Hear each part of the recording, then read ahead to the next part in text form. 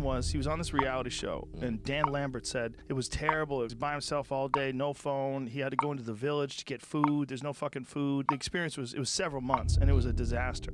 And he didn't like it at all. And then it forced him to think about where he's at, where he could be. And one of the things he was saying is like all these split decisions, and he was thinking like, why did it go that way instead of the other way? Like, why did I lose that fight instead of win it? Because there was a lot of them that are really close. Yeah. And he was thinking, well, maybe I could just have done a little bit more and won that fight. And then he said, why am I thinking like a fucking peasant? He goes, why didn't I just knock that motherfucker out? Jorge Masvidal taking on Darren Till. When you think about the stakes involved here for this main event contest, what are they to you? It's loser leaves town in terms of title contention at this moment. That's big. And I like this matchup a lot. And the flip side with Jorge Masvidal, it's that he's also coming off 2 defeats. But how damn close, if he had won that split decision against Maia, would he have been to a title shot? That poor guy. 4 split decision losses on his resume.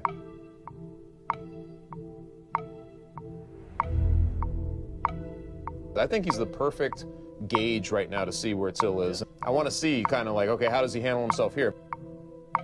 People are not talking about it. They're not, and he's been, he's been gone for almost 1.5 years, which is kind of crazy, but he's kept himself relevant just because he is who he is. He's not afraid to speak his mind. I think he comes in not just as a gauge to see where Till is, but as a real live dog for this division. Time's running out, I mean, he's been in the game for a long time, so if he wants to, build something and eventually fight for a title, he needs this win against Darren Till.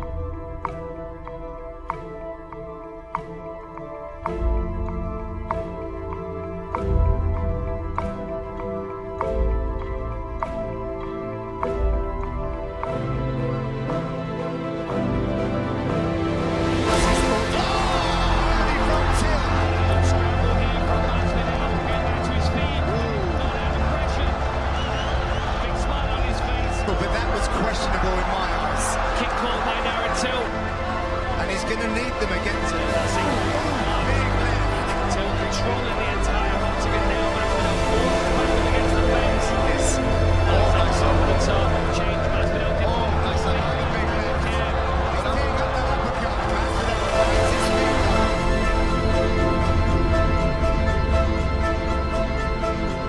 Till to reconsider when he lunges in with that left hand. Because he goes to that so often. That's such his power shot. Listen to me now. Listen to me very, very carefully. It does not matter who you are or what your line of work in. The place where you work, the corporate entity, they may not understand your value. You might have a metric ton of ability, and their ability to recognize that might be pretty nil. If you have ever been in a job and you're like, I'm better than this, and they don't seem to understand this, I can do more, and they don't seem to understand this, you're not crazy.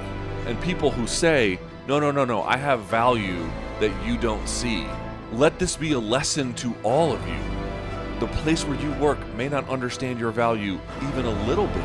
You're seeing now, this is absolutely somebody that people will gravitate towards. That's not true for everybody. Not everybody can be somebody that's a hero to people. That if you've ever felt undervalued at your workplace or misunderstood, or that they're so much more capable, you are right. If you have ever felt like you are trying to make progress and it feels like it's going nowhere, keep swinging the axe. Keep swinging the axe, because if you do, incremental progress, it adds up, man. Some people, they are instantaneous hits, or they get to great places so fast, and good for them. The rest of us, sometimes we just have to swing the axe over and over and over until you get blisters, until your hands bleed, until you're tired and you want to quit. Keep swinging the axe. Consider when he lunges in with that left hand. Because he goes to that so often. That's such his power shot.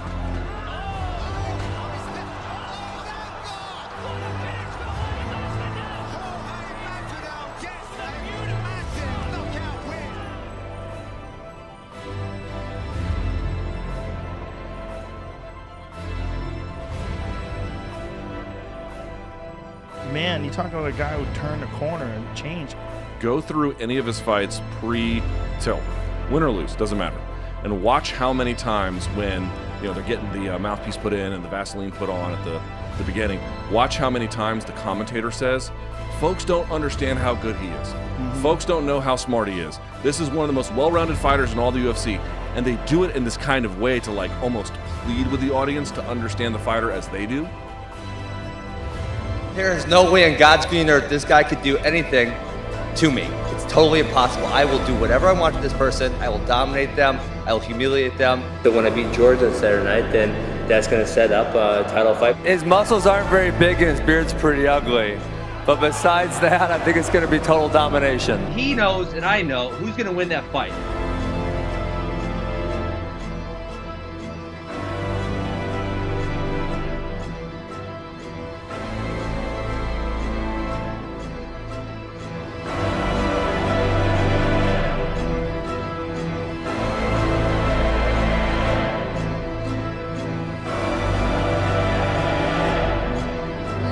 In the building, and these guys just flapping gums at each other any chance they get.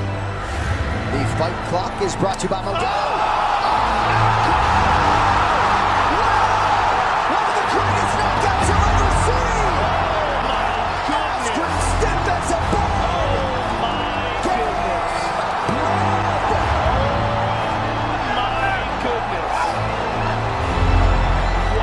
Jorge Masvidal, what an incredible performance that he had against Ben Askren, winning at 5 seconds. And on the same night that the greatest of all time on the male and female side were in the biggest card of the year, this beloved backyard brawler wins the night. Jorge Masvidal had a good last fight. So I know my man's a gangster, but he ain't no West Coast gangster. You know what I'm saying?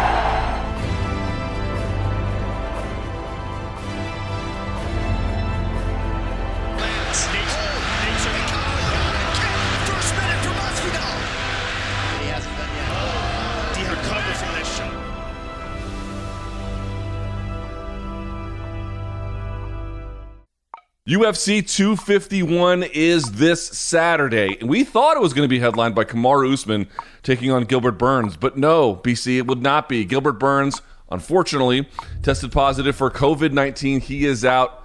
Gamebred is in. Jorge Masvidal will now be the opponent for Kamaru Usman. They're going to catch it. This is where Usman wants him, precisely where he wants him. Masvidal able to post and stay upright, at least for now.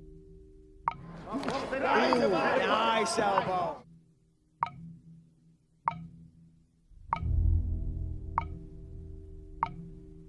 I hate coming up short. I'm not going to make no excuses. He was a better man tonight. I'll do whatever it takes to get back in front of that man and compete again and get my hand raised. Hats off to him. We'll do it again.